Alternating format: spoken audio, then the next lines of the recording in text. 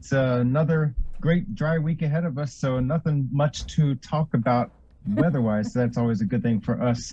But yeah, let's go to the animation, and I'll let you pull up the slides shortly. Okay. Jason, you have those in your inbox. Let me turn my camera around, show you what we're looking at.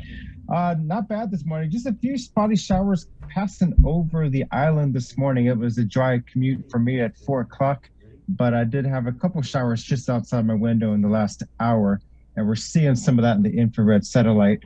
These clouds pushing right over southern central Guam. That's going to be the theme for the morning, the next couple hours, but it's going to push through, and we see a lot of clear air over here. So this is, again, the infrared. So not quite as good and acute of a image as what we were seeing the visible satellite picture. Once we get more daylight, that visible imagery is going to start coming in once we have, again, that daylight. Zooming out, not so bad, just some spotty clouds and just a few light showers over the island. But farther to our south, we see a lot more action going on, and that's where the action has been in weeks past. That's the heavy showers and thunderstorms, the deep tropical convection. That's all near Yap and Palau and eastward towards Chuuk and the rest of the FSM. So they've had a lot of showers and thunderstorms in recent weeks, keeping their rainfall totals pretty adequate for their needs down there, except for the small island of Kapinga Marangi. They've had some decent showers from time to time as their conditions are getting a little bit wetter. So hopefully we put out the drought information statement last Friday, and the outlook for the next 10 days is considerably wetter than what we've been seeing over the last year, for example. So we could see their drought conditions improve dramatically. Zooming further out, we see the Pacific Basin. We're in that dry area, this little dull area of activity. The mid-latitude tropical cyclones are still, or not the tropical cyclones, but the mid-latitude cyclones, those are still spinning up well to our north. They're keeping way up out of our area, but they could generate some north swell from time to time. We're not going to see too much excitement as far as the sea conditions are concerned, at least from north swell and northwest swell, but we could see trade winds increase later this week. If you go outside, you notice the winds are down just a little bit, and I'll talk to that in just a moment. But let me show you one other thing before we go to the slides. I mentioned last week some of our guys are working on our webpage, so it's going to have a little bit different look and feel, and we hope it's going to be more pleasing to the user. If you go to the bottom, you see our most latest Facebook post, our Twitter post. So we started this Twitter page back in July, but the thing I like the most is this bar right there. So you look at the Tux product selector. This shows you every product issued from our office. You keep your page refreshed, it'll have the most recent bulletin issued from our office, including the surf forecast, coastal waters forecast, METARs. Those are our hourly observations at the airport, tide reports, state forecast, zone forecast. So everything's going to be displayed here. You can find the bulletin you want all the way up to the most latest information issued from our office. So this is a quick go-to if you don't know the name of the product you're looking for, or the identifier, the SRF, the CWF, whatever. Go to this pull-down menu and you can see the latest forecasts as they've been issued by our office. Of course, we also have things highlighted here in the pink banner, any kind of advisories, watches, or warnings. And then, of course, the usual menu that's by standard by the National Weather Service directives. So let's go to the slides, Jason, and let's look at the week ahead. So again, we have the webpage over here on the right hand, just showing the stuff. We're going to be talking about the radar. You see radar not operational. We had a radar team here from Oklahoma the last couple of weeks doing some major repairs. Unfortunately, it does require more work in the weeks and months ahead. We'll be communicating that more in the not too distant future as those repairs are ongoing. But locally for the week ahead, there is a moderate risk of rip currents. That is pretty much standard, and that's along the east-facing reefs of Guam and the CNMI. That's mainly because of that trade wind swell.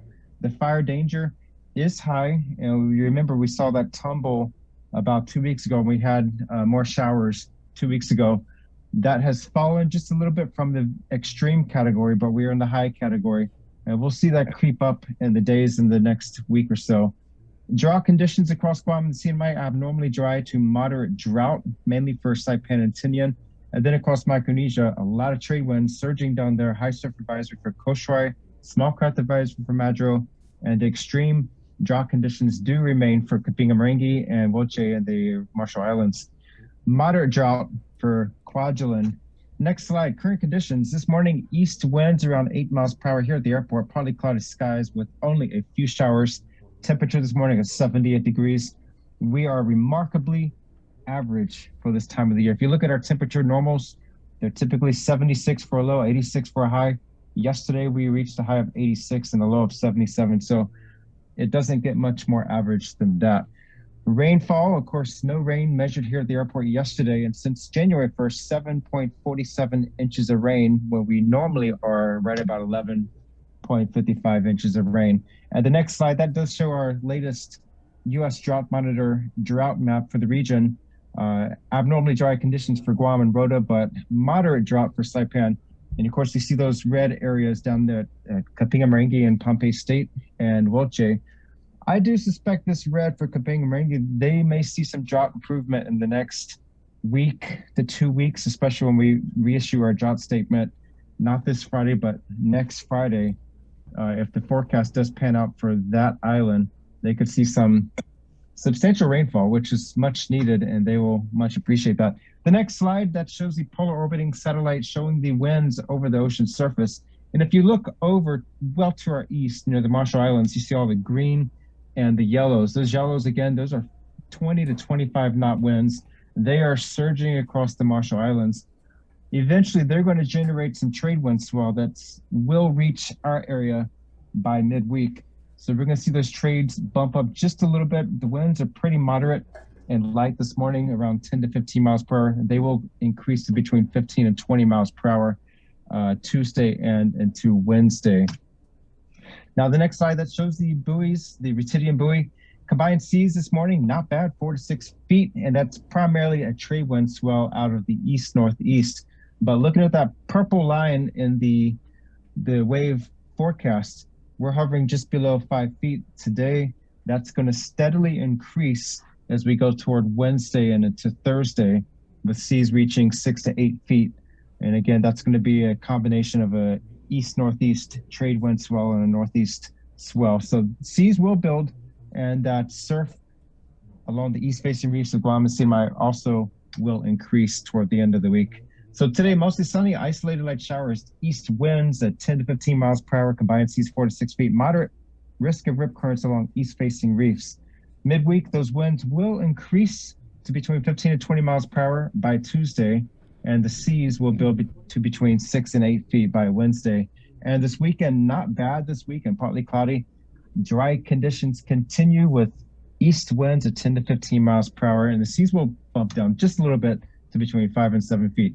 Now, the big news for this week, we have a special holiday. That's World Meteorological Day. That's on Tuesday, March 23rd. And I will be honest, I've not heard of this particular day before until my boss sent an email to the office. Hey, do we want to do something to commemorate? So, and long story short, we're going to be commemorating this day, and the governor's office will be celebrating with us. There will be a proclamation signing that will be broadcast live on the governor's Facebook page at 10:30 tomorrow morning. So check that out on the governor's Facebook page.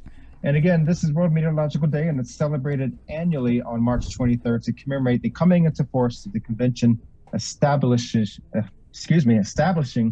the World Meteorological Organization in 1950. And really, we just want to showcase the essential contribution of national meteorological and hydrological services to the safety and well-being of society. And that's what we do here at the National Weather Service, not just for Guam and the CNMI, but for all of Micronesia. So, you know, I like this holiday because in an off season where there's not much going on, this can help us bring weather back to the forefront of thought.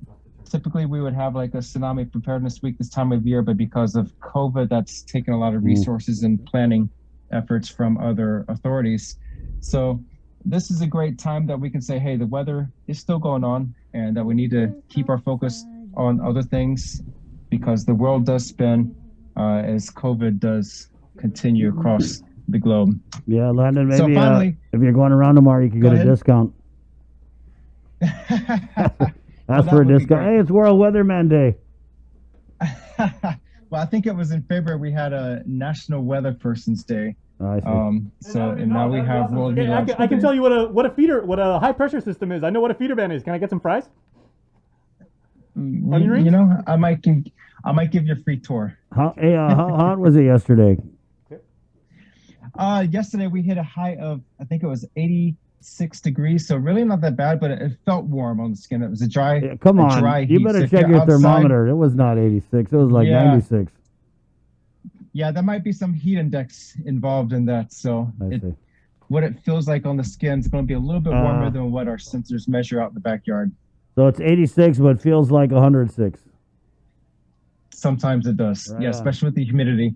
Now, I remember you're talking about the typhoons earlier in the broadcast. Yeah, we've been very lucky as far as tropical cyclones hitting Guam directly. We did have, it was Typhoon Dolphin in May of 2015, and then Typhoon Mangkhut in September of 2018. We were spared by Mangkhut because I went directly overhead of Rhoda, and then later that year was Super Typhoon U2 hitting directly over Tinian and southern Saipan. So we've been very fortunate here. Our last significant hit was 2002. Yeah, I was talking about that over the weekend. Crazy. So there's like a whole generation of people who have not been through a superstorm. Yeah, and it's something to think about when I go to schools to visit outside of COVID. You're talking to classes and everybody that's in the elementary schools and some of the middle schools, they've never experienced a major hit like that. And so I have to keep that in my mind that these people don't know what it's like to be in a significant typhoon situation. And only the high schoolers, they might have some faint memory. Maybe. And that was a few years ago. Right, yeah. And then you just end up sounding like you're old when you're talking about it. You know, back in the day, we used to have it. Yeah, right. This old geezer. There's no such thing as a typhoon. Get out of here. When I first came to the weather office, I would tell my boss that I felt like I worked in a retirement home because most of my coworkers were so much older, and I was the youngest one. Yeah. And now it's changed over the last decade that now I'm in management, and we have a much younger staff now, and I'm like, okay, I'm one of the old folks now. And it's like, what is it you said earlier, Landon? World keeps mind spinning. blown. World keeps spinning. And just keeps FYI, spinning. kids, that's not the best thing to say to your superiors on your first day at a new job. That everybody's old around here. Right, yeah. Hey, thanks, Landon. Appreciate it. Thank you. Have a great week. That's all right. It's 7:04. We are KUAM FM, Agani, Guam, The Breeze, 93.9. This is The Link, brought to you by East West Rental. Carrier, Cabo Enterprises, IT&E. We now turn it over to the one and only fan favorite, Jason.